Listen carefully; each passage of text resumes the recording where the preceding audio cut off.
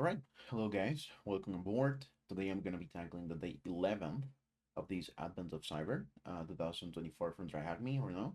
Uh, yeah, let's just dive right into this, right? The story. The much-awaited SOC massiveware meltdown is just days away. Glitch, the unsung hero, is closing all the doors to Mayor Malware's malicious intentions one by one. However, there's still much more to do. Max Kitty took a thoughtful breath. Mayor can still find his way in. Glitch smiles confidently. I think I know the last technique he relies on to get into the networks. Max Kitty stands up from her chair with a surge of excitement. Let me guess. It's a notorious way to get into a network. A Wi-Fi attack? Glitch nods decisively. Exactly. Let's be one step ahead of the mayor. Okay, so it looks like we're gonna be tackling some kind of Wi-Fi attacks on this. To be honest, I haven't done this before. I haven't actually gone through any module in TryHackMe that would uh, teach me how to have Wi-Fi networks. Yeah, so let's get to it, right? Understanding that what Wi-Fi is, explore its importance for an organization, learn the different Wi-Fi attacks, learn about the WPA and WPA2 cracking attack. So connecting to the machine, okay, I've already connected to the VPN and I'm gonna be using my own machine as the attack box. So, okay, I'm giving some credentials to access this particular box via SSH. Okay, so that's what we'll be doing as soon as this machine boots up. We should get a machine IP, right? So let's go on. Let's keep reading. What is Wi-Fi, right? The importance of the internet in our lives is universally acknowledged without the need for any justification. Wi-Fi is the technology that connects our devices to the global network, the internet. This seamless connection to the internet appears to be wireless from our devices, which is true to some extent. Our devices are connected wirelessly to the router, which acts as a bridge between us and the internet. And the router is connected to the internet via a wired connection, right? To connect to Wi-Fi, we turn it on from our devices, and it lists all the available Wi-Fi networks around us. The list comprises the points, often the routers, that are broadcasting Wi-Fi signals with a unique SSID, which is a network name, right? You can connect to any of these if you know the correct password, also known as pre-shared key. Once you successfully connect to a network via Wi-Fi, you will be assigned an IP address inside that network, which will uniquely identify you, meaning your device, right? The device that you use to connect to the network, and help you communicate with other devices. It is just like becoming a member of a family assigned with a name that the whole family trusts. So the image below shows an example of what connecting to this particular SSID requesting a PSK password looks like on a typical Windows machine, right? So with all this discussion on Wi-Fi, it seems like a door to our internet access, right? And every Wi-Fi connection forms a family of devices. Would you allow somebody you don't really know to become part of your family? Not that easy, probably because of the privileges a family member has. Nobody from outside should ever get those, right? So what I want to do right now is just connect to this machine. Stage glitch, and then the IP 10.10.71.222. Password 321. Yes. Oh, yes. Password 321. Am I in? Okay. Yes, I am. I already read this. Okay, so Wi-Fi's pivotal role in organizations. Most organizations rely on the internet for their business functioning. Using a wired connection for all employees to connect to the internet raises concerns about costs, efficiency, and flexibility at work. So organizations use Wi-Fi for their network to connect their employees to the internet. As the employees connect to the organization's network, they form a family of interconnected devices. The devices inside the network can communicate with each other and request or respond to any request. Organizations tend to recruit trustworthy and professional employees to avoid any misuse of their privileges inside the network. However, a malicious actor from outside the organization could still see the broadcasted Wi-Fi SSID, right, of the organization's network when they turn their Wi-Fi on. This may not seem to be a problem as the attacker does not know the password, but the attacker usually has some other plans as well, right? So attacks on Wi-Fi. There are several techniques attackers use to exploit Wi-Fi technology. The techniques discussed here are solely for educational purposes. Unauthorized attempts to access or compromise networks are illegal and may lead to severe legal consequences, right? Do not do this, basically. With that in mind, here are some of the most popular techniques. Evil twin attacks. Okay, so let's read about what this attack's about. In this attack, the attacker creates a fake access point that has similar name to one of your trusted Wi-Fi access points. Oh yeah, I see that. I see how this could work, right? You trick the user to think that he's connecting to a network he's known for some time, and basically you prompt him for a password, and then you capture that particular password, right? And then you get a password of the original SSID or just Wi-Fi point access, right? Okay, so let's keep reading. Of course, similar name to one of your trusted Wi-Fi access points. Okay, of course, it cannot be the exact same. If the trusted Wi-Fi's name is home internet, the attacker creates a fake Wi-Fi access point named home internet with probably just another N in this case, or something similar that is difficult to differentiate. The attack starts with the attacker sending the authentication packets to all the users connected to their legitimate Wi-Fi access points. The user would face repeated disconnections from the network after this. With frustration, the users are likely to open the Wi-Fi access points list for troubleshooting and will find the attacker's Wi-Fi with almost similar name and with greater signal strength. They would go to connect it, and once connected, the attacker could see all their traffic to or from the internet. Oh, I see. Okay, so it's a way for them to actually see the traffic to and from the internet, but I'm not sure about about how this could be used to actually just capture like some kind of key login, capture that particular password. Also, rogue access point. I still have to, just look into this a bit more, but we'll see. We'll see. Maybe we'll get to play with this a bit later, and we'll see. So, rogue access point. This attacker's objective is similar to that of the evil twin attack. In this attack, the attacker sets up an open Wi-Fi access point near or inside the organization's physical premises to make it available to users with good signal strength. The user inside the organization may accidentally join this network if their devices are set to connect automatically to open Wi-Fi.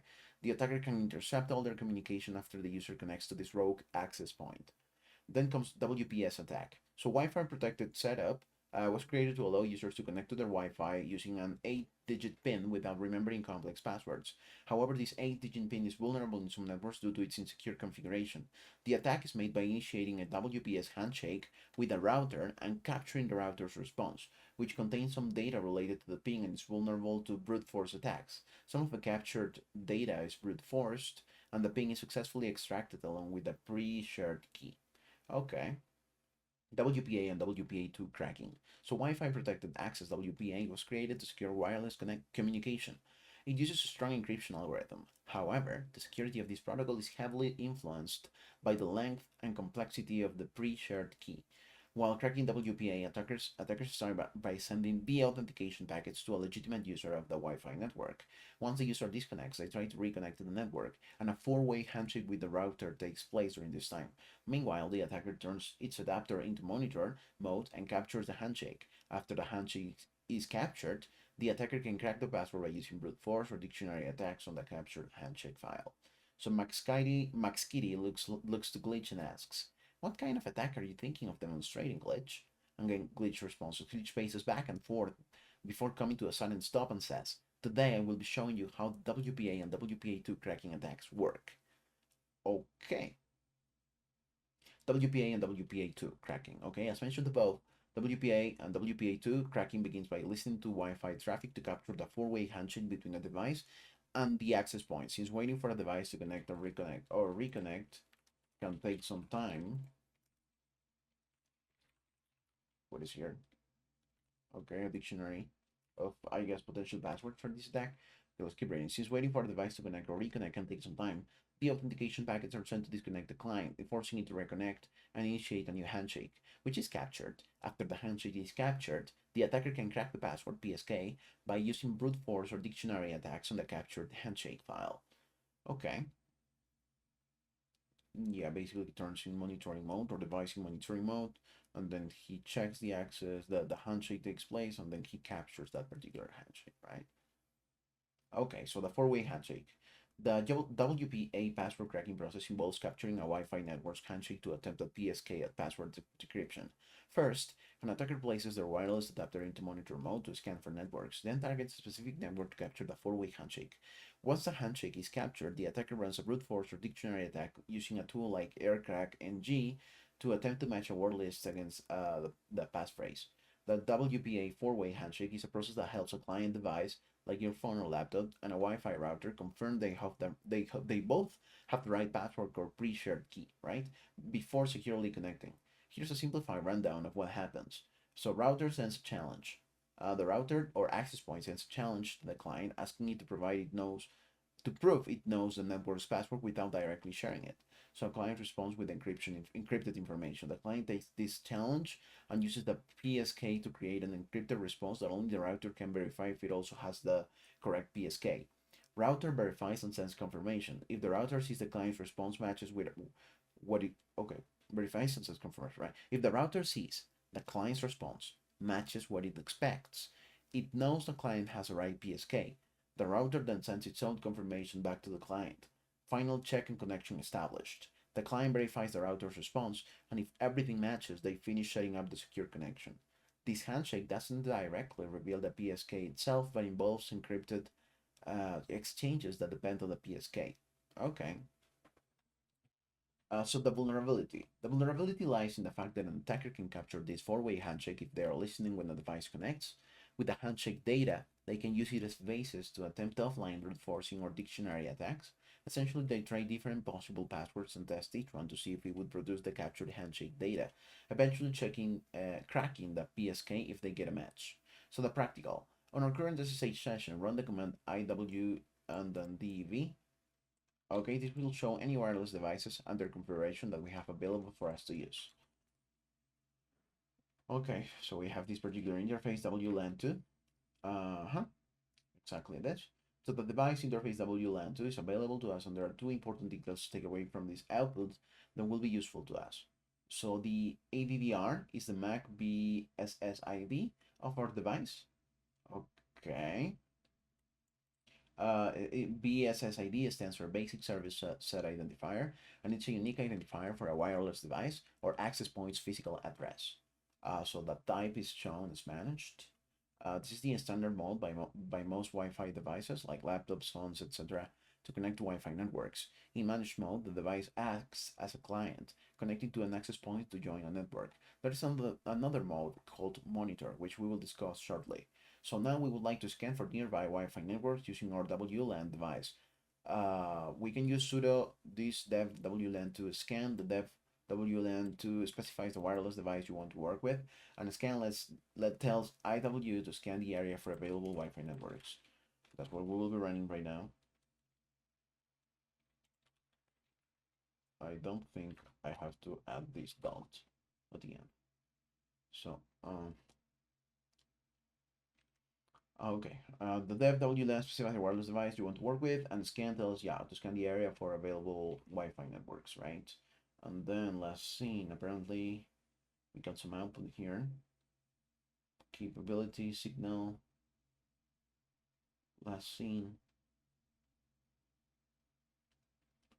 Okay, let's read through this.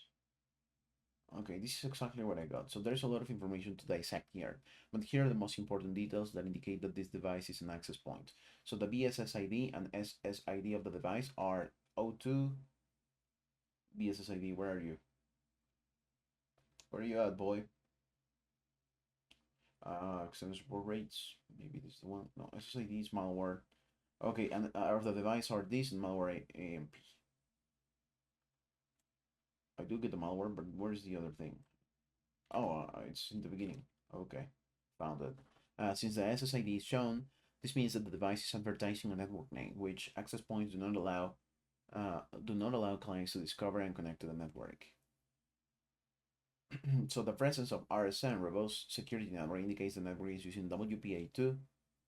RSN, where's that? Oh, here's an RSN. Okay, so the presence of this is using indicates the network is using a WPA2. As RSN is part of the WPA2 standard, WPA2 networks typically use RSN to define the encryption and authentication settings. Okay, the group and pairwise ciphers. Group and pairwise ciphers. Okay, what is that? Our CCMP, counter mode with cipher blockchaining message authentication code protocol, is the encryption method used by WPA2. Okay, so this is the encryption method used. Okay, got it, noted. The authentication suites, which is this PSK values inside RSN is PSK, indicating that this is a WPA2 personal network where a shared password is used for authentication. And then Another important detail is the DS parameter set, which is, where's that? DS parameter set value, which shows channel 6, which I don't see. Oh, okay, here. Okay. Which shows channel 6. The channel, in terms of Wi-Fi, refers to a specific frequency range within the broader Wi-Fi spectrum that allows wireless devices to communicate with each other. There are various Wi-Fi channels, and they all help distribute network traffic across various frequency ranges, which reduces interference. The two most common Wi-Fi channels are 2.4 GHz and 5 GHz, right? In the 2.4 GHz band, channels 1, 6, and 11 are commonly used because they don't overlap, minimizing interference. In the 5 GHz band, there are many more channels available, allowing more networks to coexist without interference. So now will be a good time to discuss another type that we can use, on some wireless devices, monitor mode. This is a special mode primarily used for network analysis and security auditing. In this mode, the Wi-Fi interface listens to all wireless traffic on a specific channel, regardless of whether it is directed to the device or not. It passively captures all network traffic within range for analysis without joining a network. We want to check if our WLAN interface can use monitor mode. To achieve this, we'll run the command sudo IP link. I just like to type this command setdev, and then WLAN2, and then down, okay, to turn our device off. Oh, I see you. Um,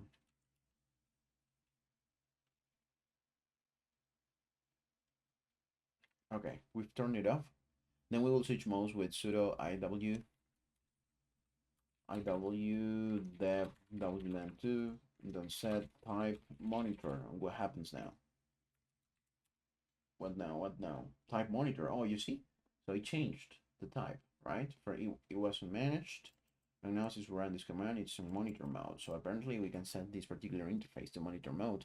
To change WLAN to monitor mode. Yeah, okay. Then turn our device back on with sudo IP. Is there a difference like that I should be able to see here that tells me that this device is turned off? I'm just wondering that right now.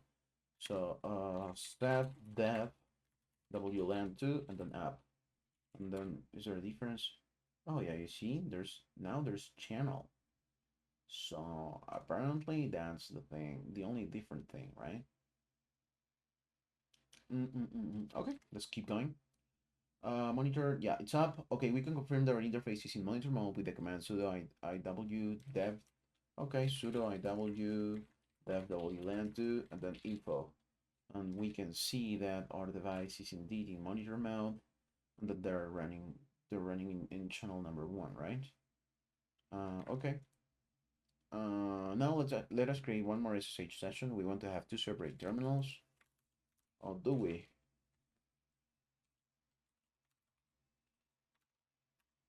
Okay, so what now? Let's create one more SSH. Yeah, two separate terminals in order to see clearly how the attack works.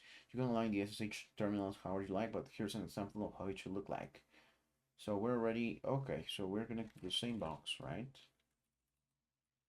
SSH, glitch, password 321, if I remember correctly. Yes, it was. Okay, we have SSH in both terminals. Now what? On the first terminal, we start by capturing Wi-Fi traffic in the area, specifically targeting the WPA handshake packets. We can do this with the command sudo arrow dump dash mg, and then WLAN2. Yeah, sure. Okay, so here this is trying to capture Wi-Fi traffic, right, in the area. Okay, I see you. This command provides a list of nearby Wi-Fi networks, SSIDs, yeah, and shows important details like signal strength, channel, and encryption type. This information is already known to us from our previous commands. Yeah, okay. ESSIDs, malware, and profs, okay. What about the channel? Oh, channel number 6, right? Okay, let's keep going. Like signal strength, yeah, channel and encryption type. This information is already known to us. The encryption is in RS, right? What's that? Oh yeah, here, cipher, CCMP, this type of encryption. A note, by default, arrow dump dash and G will automatically switch the selected wireless interface into monitor mode if the interface supports it. Okay, I see you. The output reveals the information we already knew before, such as the VSSID, SSID, and the channel.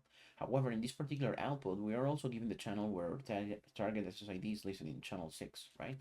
That's what we notice here. Yeah. Now we will focus on the malware app access point and capture the WPA handshake. This is crucial for the PSK password cracking process.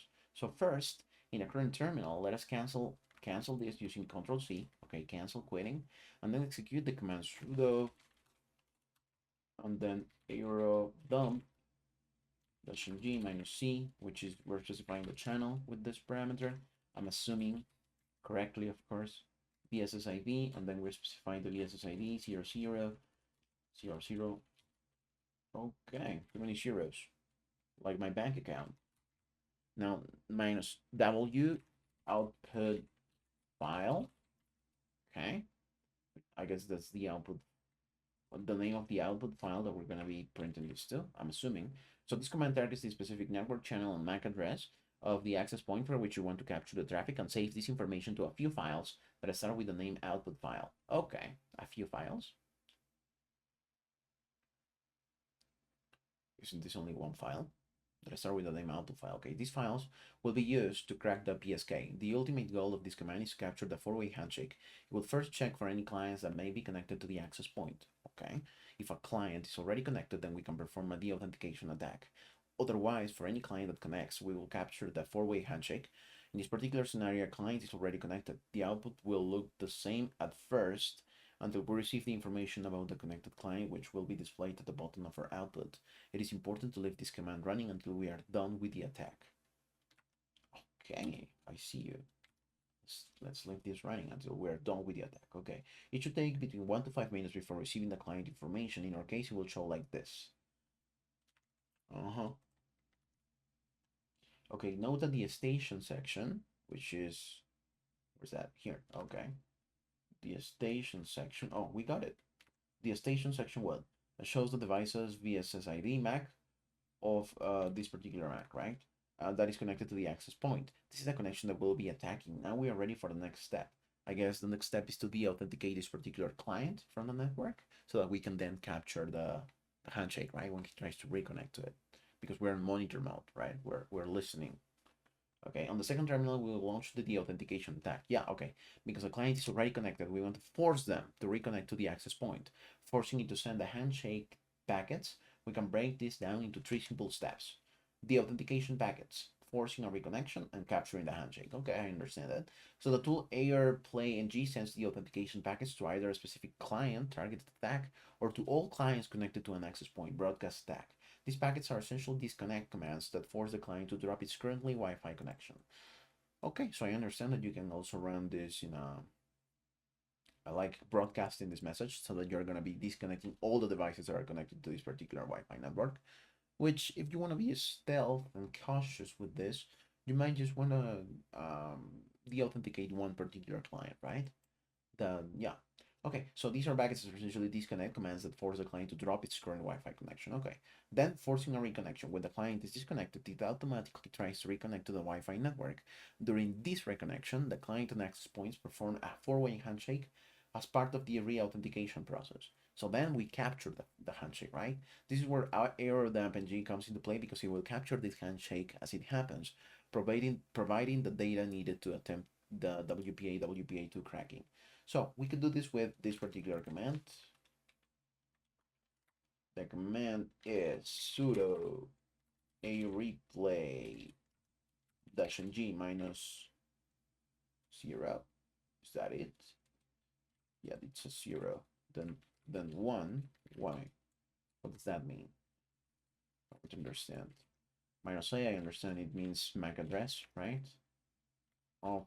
Of the device, the network. What? How many? 2, 6, 8, 10. Okay, 2, 4, 6, 8, 10. Okay, -c. And then the other one, the one that we just found out, right? 0, 0, 0, 0, 0, 0, 0, 1, 0, 0. Okay. And then what? WLAN2. Okay, so this is the authentication, right? Waiting for beacon frame.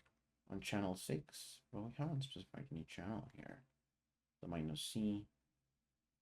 Okay, minus A. Okay. Oh, here's what the command decompose. So let's understand this. The minus zero flag indicates that we're using the authentication attack, and the one value is the number of deaths to send. Okay, only one death. Okay, the minus A indicates the BSSID of the access point, and minus C indicates the BSSID of the client to deauthenticate. Okay, I understand this now. Waiting for beacon frame, sending 64 direct to deauth. Okay, something's happened. Now, if we look back on our first terminal,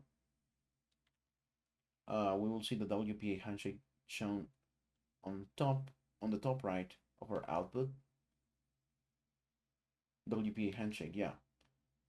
All of this information is being saved into our output files. Okay. In the second terminal, we can use the capture WPA handshake to attempt to crack. Okay. And we can use the capture handshake to attempt to crack the WPA passphrase.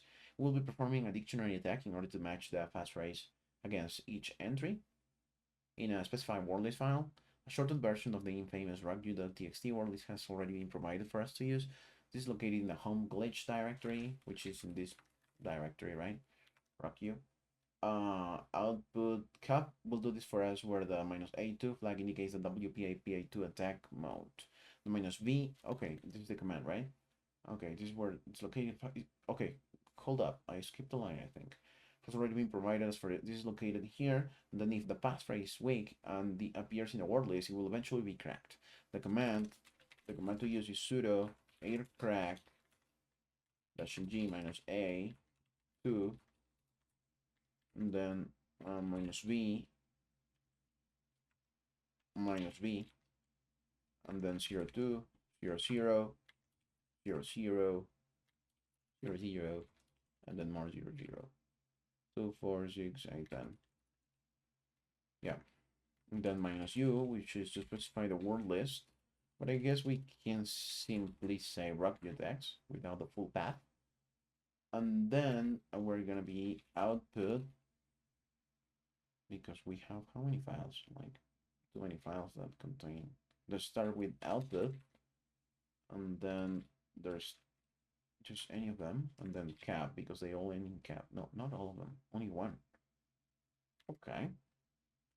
We'll do this for us, where the minus A2 flag indicates the WPA attack mode, and the minus V indicates the BSSID of the access point, and the minus W, yeah, the word list dictionary indicates the dictionary list to use for the attack. And finally, we select the output files that we will be using, which contain the four-way handshake that we'll be cracking. Output cap. Yeah.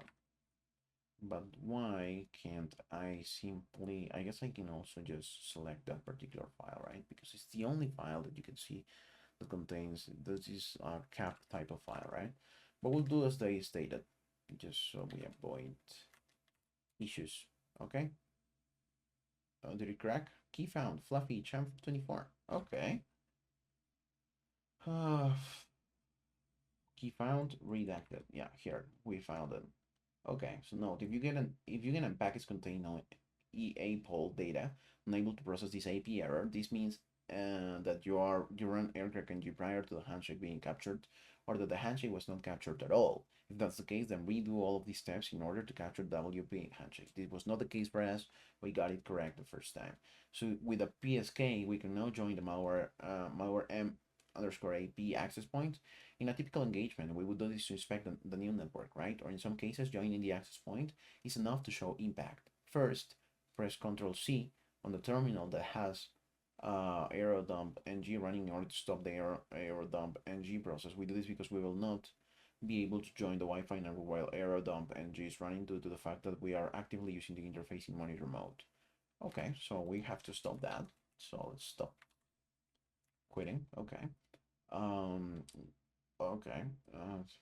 Monitor mode. Okay, then execute the following commands. Plural. Okay, so WPA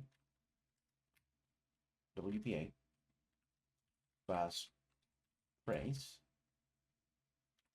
malware m_AP pass ph phrase, yeah, and then here enter PSK here. Okay, it's fluffy 24.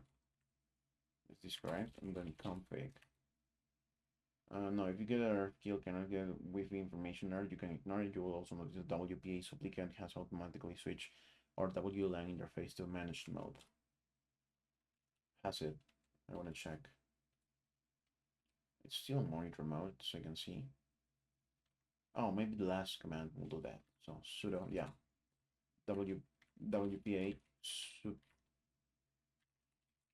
supplicant minus v minus c config minus I WLAN2, which is the interface. Successfully initiated, connected with Wi-Fi information. Okay, so you also has automatically switched, so let's check it out now. Yes, we are in a managed mode. And then giving it about 10 seconds and checking the wireless interfaces once again with IWDEF shows that we have joined the malware AP SSID. Oh, have we? Oh, yes, we have. You see that? Okay, so it's connection successful, right? The end. Oh, this is just the end. Damn, I was just having too much fun. This was fun, definitely. So, okay. We got that, we're connected. The end. Max Kitty looked in awe as Glitch flawlessly exposed a weakness in the Wi-Fi network. Glitch ponders and says, that password is pretty weak. I must say, I wouldn't have been surprised if the mayor had already found a way. Max Kitty gets work right away on what Glitch thinks about what is next. Glitch stops and says, I'm ever curious if the mayor knows much about race conditions and how will that affect us. So what is the BSSID of our wireless interface? BSSID of our wireless interface? Malware M, is that it? Oh, the BSSID. Oh, 02 00 00 00 00, then 02, then 00. Right? Right? Tell me I'm right. Come on. Yes. What is the SSID and BSSID of the access point? Format. Well, it's similar to this. Oh, SSID and BSSID of the access point. The access point. What was it?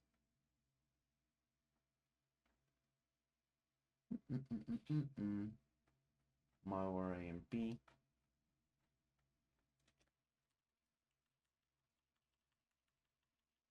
What the heck is this? This is the dictionary, okay. I guess we can make a search, right? Interface WLAN if index type managed. So SSID. Okay.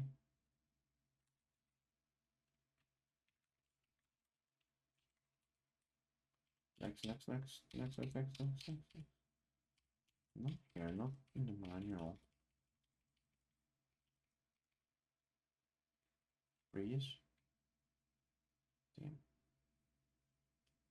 Okay, so I guess it's the SSID and BSSID of the access point.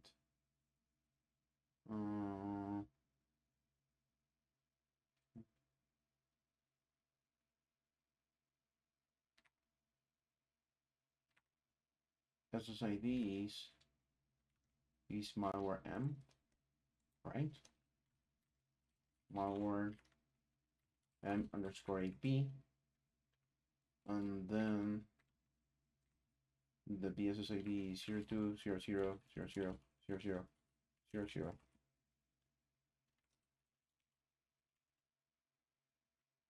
Maybe 246, yeah. Too many zeros. Okay, what is the BSSID of the wireless interface that is already connected to the access point? Oh, we got that, right? That is already connected. It was this one. The BSSID of the wireless interface. It was this particular one with the 1 instead of 2. What is a PSK after performing the WPA cracking attack? Fluffy Champ 24. Fluffy Champ 24. Yeah, that's it. We got it right. If you enjoyed this task, feel free to check out the networking module. I think I already have, guys. And that's it. Yeah, you see, I've already finished all of them. Easy peasy. All right. Yeah, that's it, guys. Thanks for sticking up with me. I'll see you guys the next day of this Advent of Cyber. I intend to complete all of them, just all of them. I'm gonna be just go tackling probably like 5 more today. Yeah. So that's it, guys. I'll see you around. Peace.